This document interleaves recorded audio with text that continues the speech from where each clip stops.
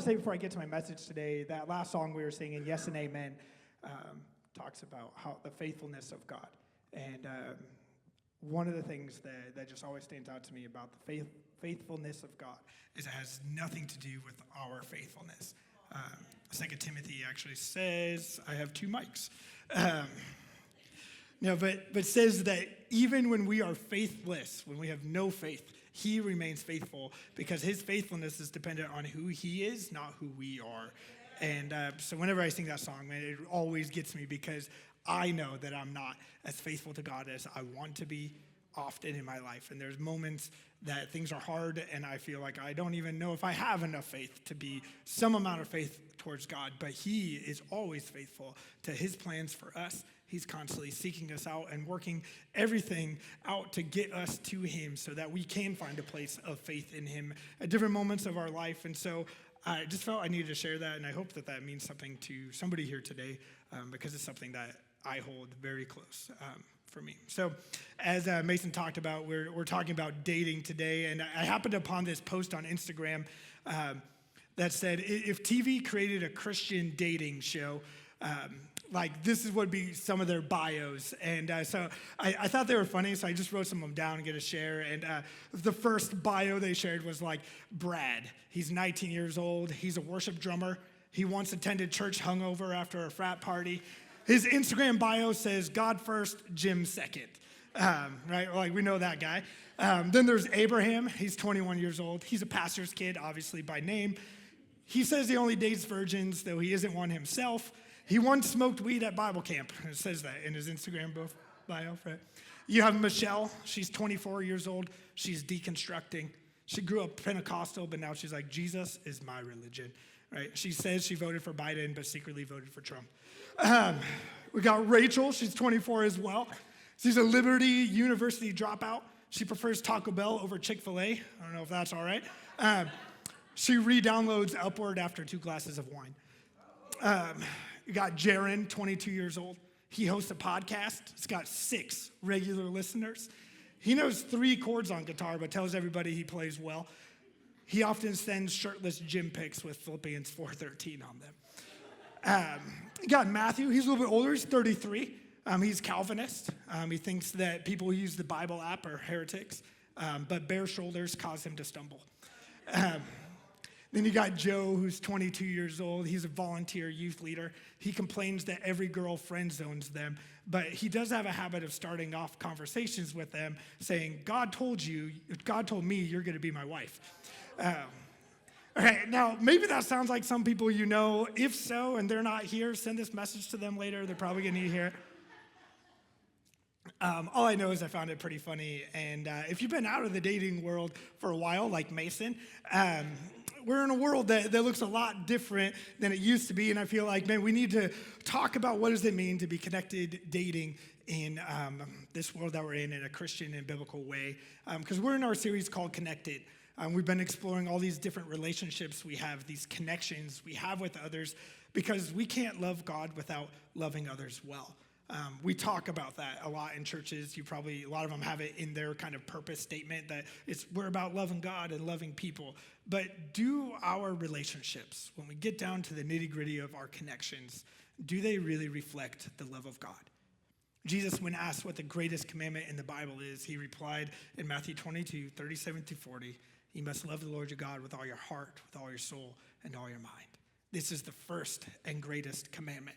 And a second is equally important, to love your neighbor as yourself. The entire law and all the demands of the prophets are based on these 2 commandments. Our ability to love God and to become more like Jesus is reflected in our connections. These relationships we have in our lives, from the way we treat strangers to how well we love our spouses, from how we parent to how do we connect with our parents, from our acquaintances to those we date, from our enemies to our best friends. All of those connections matter and reflect the love of God into this world and the way that we love him. Now today, as it's mentioned multiple times now, we're talking about dating. And so if you're single or dating, obviously this is here for you. If you're married, This is also good for you to know as well, because if you're anything like me, and we'll talk about that later, you've maybe skipped some of these things, and it's probably important for us to go back and work through some of this stuff. But even more so, like, if you plan to have kids, or you do have kids, at some point, you're going to want to guide them through dating as well. I am going to be pretty transparent about some things today.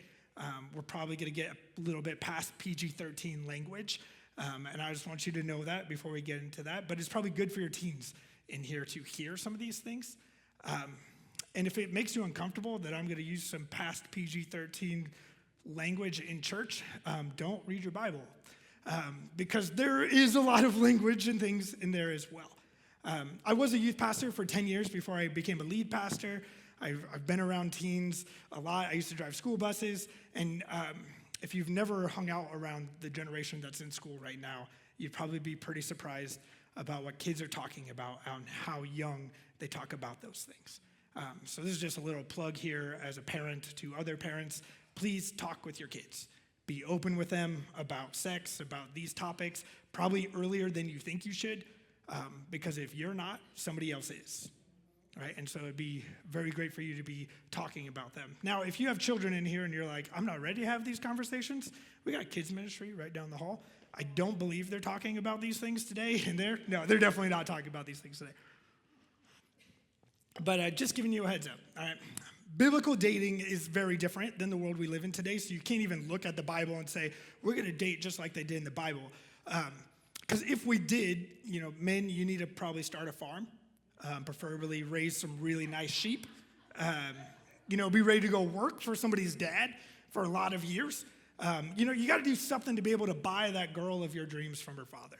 Now, personally, I have 2 daughters. I hope we get back to this because, first off, I would then be in charge of who they get to go with. I would enjoy that. And secondly, instead of just losing my daughters and my money for their weddings, I would get compensated, right? So I'm kidding, sort of. But as I mentioned, it's been a little while since I was out there in the dating scene. I've been married for 15 years now. Victoria and I have been together for like 16. Yeah. And as you can tell, she's not here today. We're working on some things. No, she's off with the kids. And no, but I'm still around that scene. Some of my best friends are single. And I also I'm not going to give always the best advice, so I'm going to look to the experts that are out there. I've read a lot. I was researching quite a bit for this message, and a lot of what I'm going to be sharing today comes from a woman named Carrie Cluett. She's a Christian psychologist, she's a sexologist, and a couples therapist, and she actually taught at my cousin's church on dating and sex, and the info was so good that I was like, man, people need to know this stuff. And even if you've been married for years, I think there's some really good stuff in here that help you understand how relationships work and how our bodies work within that. So again, there's some good stuff in here. I hope that you take some good notes, take some pictures of slides or things so that you can return to this info later. Dating is a skill. Right? And with all skills, you can learn more and become more skillful, or you can ignore the things and stay unskilled. Right? And as things with life, you should be willing to learn, to become more skilled at it. And so for you married people out there, there's some things that you can learn today that will help to be more skillful in your relationship and continue dating within your marriage. Again, not dating other people, okay, dating your spouse. But as we go through skills of dating, we're going to talk about 4 different phases of dating that lead towards marriage, because that is the end goal. That is why we date. If you're just dating to fill loneliness inside of you, or to have sex, or whatever you feel you're missing in your life, and that's the reason why you're dating, in the long run, it will always fail, and it will end up hurting yourself more than being a benefit for you. Because this is the purpose of why we get into these more intimate relationships, is to get into marriage. And as we talked 2 weeks ago when we talked about marriage, your satisfaction in life comes from God. It doesn't come from a spouse or a significant other or any type of things like that. It's just, that's not where we were created to be fully satisfied. And so if you keep searching for that within your dating life, you're going to keep finding yourself coming up empty, because God has to be the first and foremost things that we choose to chase after. Now, many pieces of what we can enjoy in dating and in relationships is best experienced within the commitment of marriage. Because of that commitment, these things, you're able to, there's a stronger desire to work through the hard moments. And when you're not aiming towards marriage, then some of these things just won't work out. So don't just date.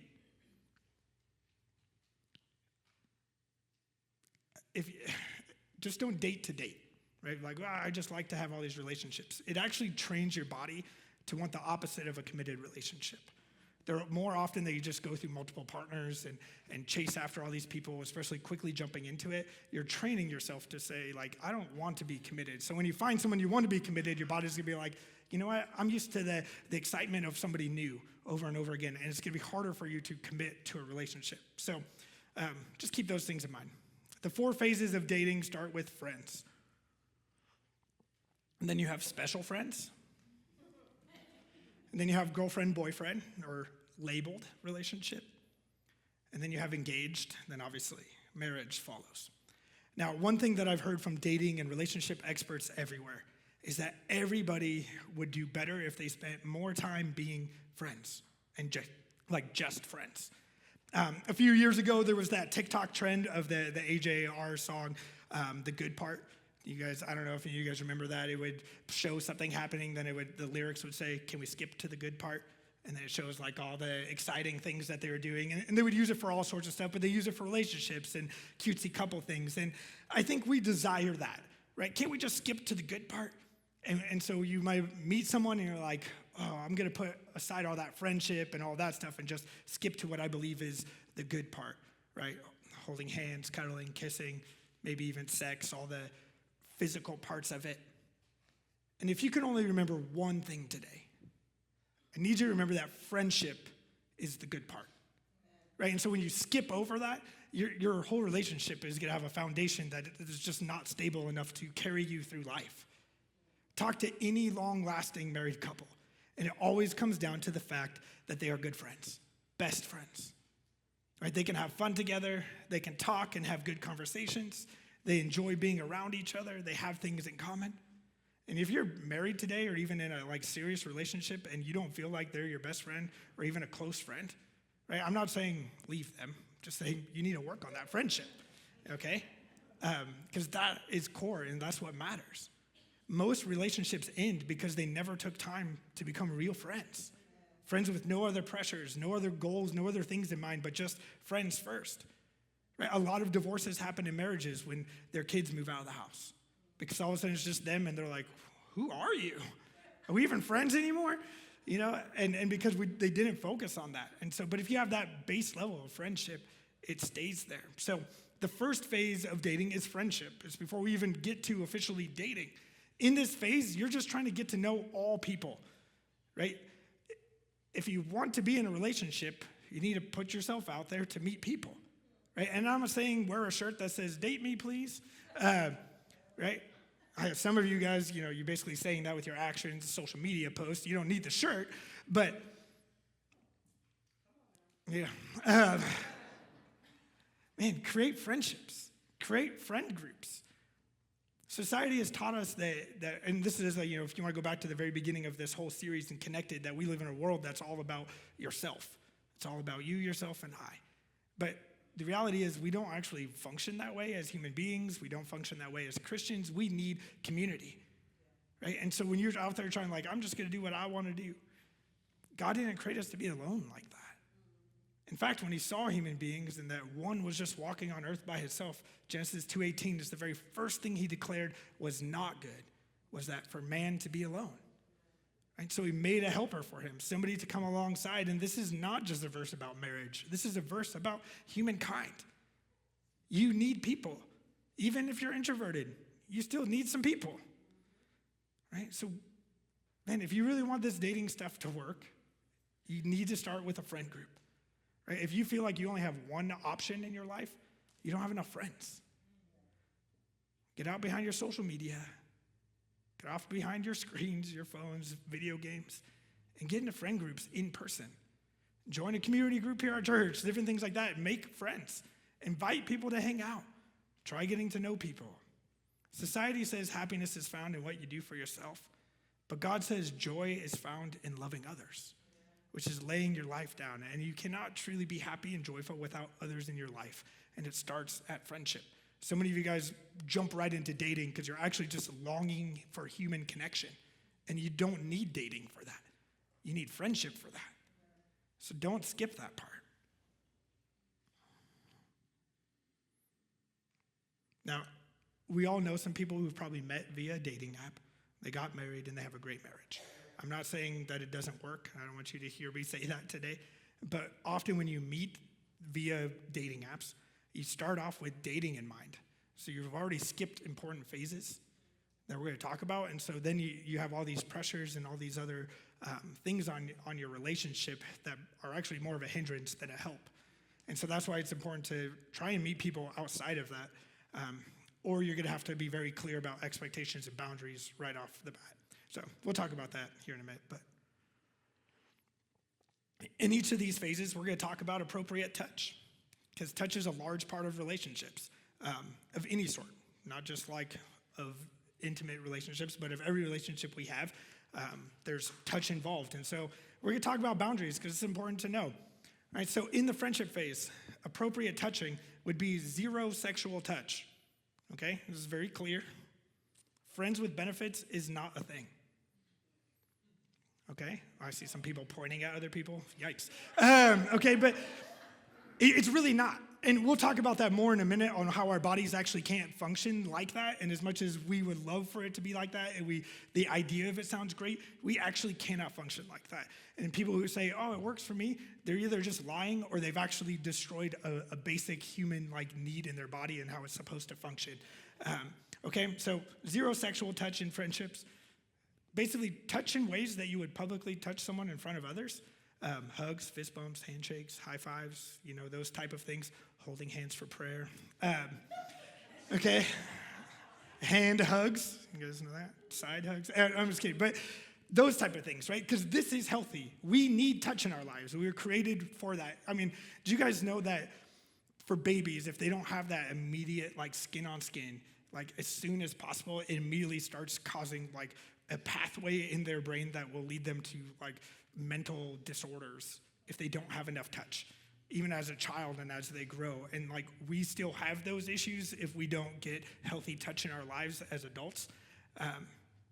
So make sure you have some space, again, in friend groups where you have healthy touch in your life. And when you have that, it'll keep you from looking for unhealthy sexual touch in your life, right? So again, so much of this comes from that we don't have a community of friends to keep us like healthy, that we end up chasing after these, inappropriate dating relationships because we're looking for so much from one person that's really not needed from them or that they can't bring.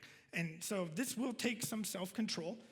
The good thing is it's a fruit of the Spirit, right? God wants you to help, or he wants to help you have self-control, right? And so you can turn to God and say, God, I need some more self-control in my life. And that doesn't mean that you just go out and do it and he's going to knock you out right before you do something inappropriate. But he works with you in that. Some people get knocked out. But I think you sent me to do that. Just give me a call. And again, skin on skin is for babies and marriage, not for people who are dating, okay?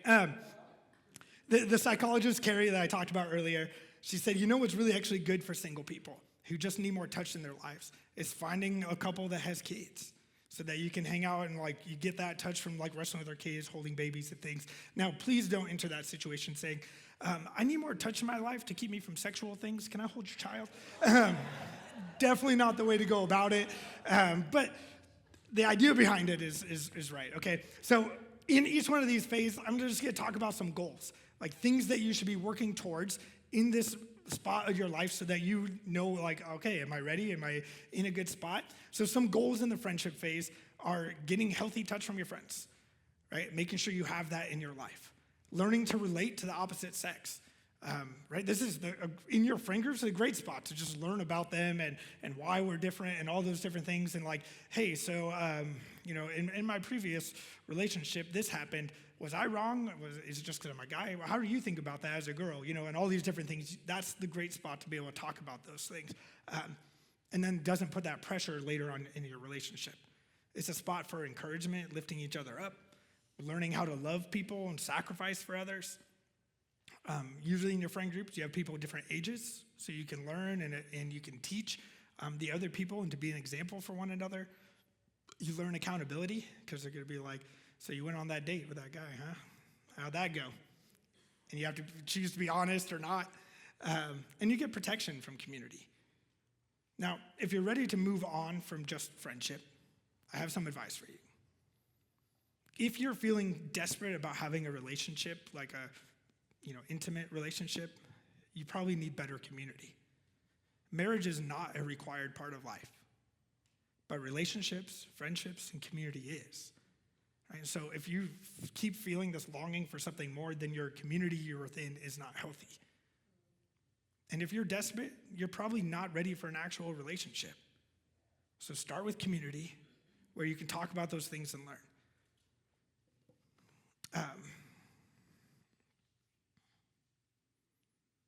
Now, during your friendship phase, this is what I would encourage you. Anybody who's out there, you're like, at some point, I would like to get married.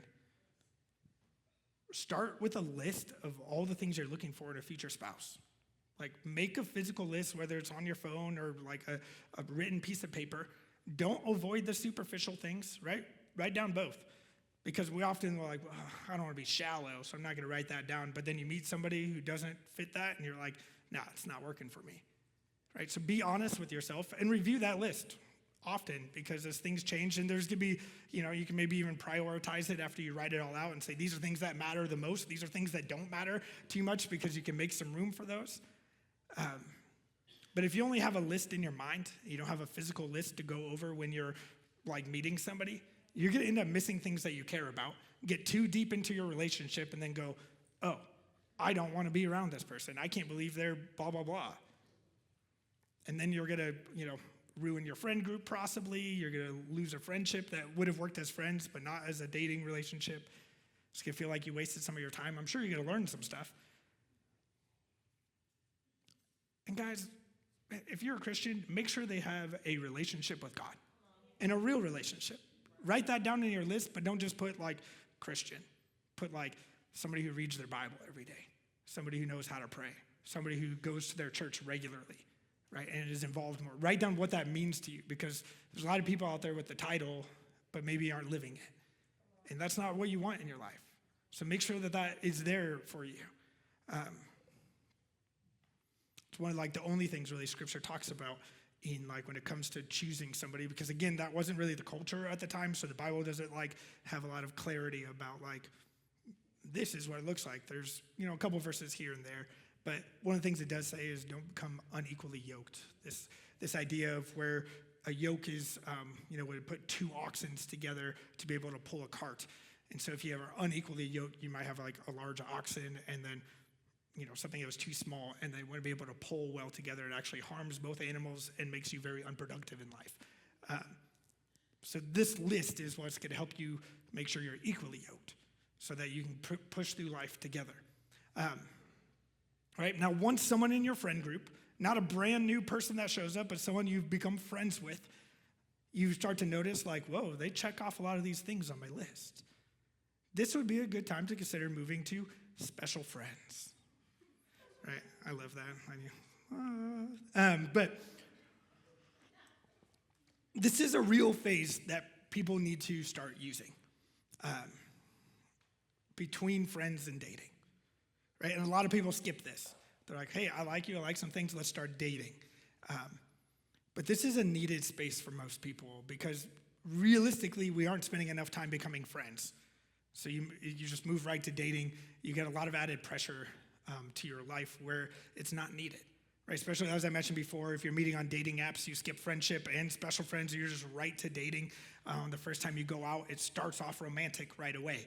And that adds pressure, and that changes the way our brain thinks, and it causes us to make choices we wouldn't normally make, right? So this special friends phase is when you're like, I'm just gonna focus on getting to know one person. We're not ready for a title yet, because we don't even know if this relationship will deserve a title. Right now, it's just friends. A friend I want to get to know a little bit more. You don't have to announce it to others.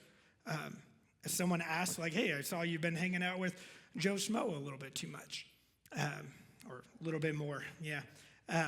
Say, hey, we're hanging out as friends. And we need to normalize this. We need to make that okay so people do use this phase in their life. But it also needs to be within the right boundaries. As a friend group, we should be like, hey, I know you guys are hanging out, but I think you're taking things a little too far. Are you guys even that serious about your relationship? And we should be able to say that as well. But for the rest of us, we need to stop forcing titles on people. But again, help them stay within the right boundaries. Now, you should move to this phase from just friends if you're having the thoughts of like, this person is interesting. They pique my interest. I want to see if I pique theirs. They check off things off my list from what I know, but I don't know everything about them yet. And you want to see if they have more things on your list. So you go out to coffee, lunch, breakfast, a walk in the park. Again, nothing too official and nothing romantic. This is not the phase for being romantic. There is no romance, right? We don't want to bring in the chemicals that are released and the emotions when we start having romance bring in. This is a logical relationship phase.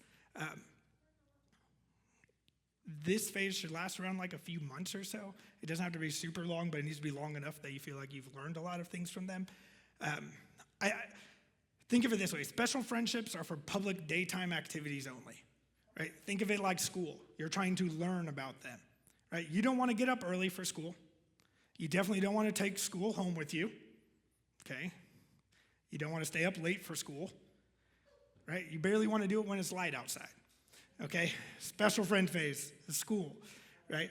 If you're doing romantic things, you're not going out as special friends. You've jumped all the way to dating. Again, nighttime is off limits. Hanging out in a group at night, totally different, right? Because you're part of your friend group, those things are fine. Logically, your mind is tired at night. Your brain literally starts turning off its high-functioning logical side. Have you ever made decisions late at night and you wake up in the morning and you're like, why did I do that? It doesn't even make any sense at all. Or you thought you solved the whole world's problems while you stayed up late with some friends, and then you wake up in the morning and you start thinking through that, and you're like, this makes no sense. It would never fix anything my entire life. It's because your brain literally doesn't function the same, especially when you're tired, but even more so just at night. It's getting you ready for sleep, and it does so by shutting things down. Right? So this has to be a clear boundary that we put in place in this special friends phase, that you're not hanging out in moments where you won't be logically clear. Proverbs 4:18-19 talks about this. It says, the way of the righteous is like the first gleam of dawn. Right? It's light. It shines the ever brighter until the full light of day. But the way of wickedness is like total darkness. They have no idea what they're stumbling over.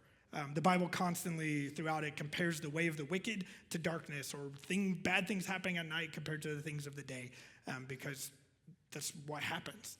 Right? So you need in this phase to set some hard boundaries. Right? Touch in the special friend phase, still zero sexual touch, and possibly even less regular healthy touch. Because again, you don't want to start thinking romantically or sexually about this person before you're even ready to do they even check the things off my list? Do I really even know all these things? I know it sounds a little crazy. And the world's gonna be like, but that's weird. Everybody else is doing other stuff. But you're trying to get to know them on a logical level. Bringing in touch is just gonna make you more confused. And again, it doesn't mean none. It's not like you show up for your morning coffee and you're like, hi. Up, you slide into the table, still say hi and greet them like normal people, but just nothing extra because you're not there yet. And you need to set these healthy boundaries and expect to keep those boundaries. I'm sure you've heard this too, because I've heard it where people say, both guys and girls, well, if they kiss me while we're hanging out, then I'll know they really want to be together. Or if they grab my hand, or if they hold me longer for a hug. Right? This is just what we get in our minds from watching too much TV and movies. Honestly, this is where it comes from. It's not healthy, especially if you say, I don't want this kind of touch in my life, and then you're like, I hope they touch me. You're like, I hope that they don't respect my boundaries. Then I'll know to be with this person for the rest of my life. No, this is the worst choice. All right? So don't even think that. Right? Don't base your relationship off cheating the rules. Then that's what you'll get later in life. Talk about your boundaries throughout every phase and make sure they're followed. And it doesn't have to be weird, right? In the special friend phase, just